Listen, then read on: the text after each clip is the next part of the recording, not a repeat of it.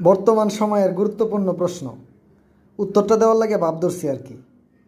অনেকে বলে ভাই, শাহবাগীদের গায়ের গন্ধে যদি রোজা ওই যে বমি আসে, বমি পচা গন্ধে যদি বমি আসে, রোজা ভাঙবে কিনা? আমার কথা হইছে, তুই রোজা রাইখা তুই শাহবাগীর কাছে কেন যাইবি? তুই জানস এদের গায়ে দুর্গন্ধ, বমি আসতে পারে, তুই কেন যাবি? আর দ্বিতীয় কথা হচ্ছে, যদি ইচ্ছাকৃত কেউ বমি করে তাইলে তার রোজা ভেঙে যাবে, ঠিক আছে? এখন কোনো শাহবাগী যদি তুই দেহস দূর থেকে তোর সামনে আইতাছে, আমরা কুত্তারা যেমন খেদাই না, তুই এরকম খেদাই দিবি যে চাহ চাহ, দূরে যা দূরে যা। আর যদি তুই না খেদাস, শাহবাগী তো গন্ধ লইয়া তোর কাছে ড্যাং ড্যাং করে আইব, আইলে তো তোর ইচ্ছাকৃত বমি হইব। তুই ইচ্ছাকৃত তুই কাছে আজনা দিস, জাগা দিস, দুর্গন্ধ তোর বমি হইব, তোর রোজা তো ভাঙবই। তুই হেরে কাদাই দিবি, দূরে দূর দূর করে কাদাই দিবি।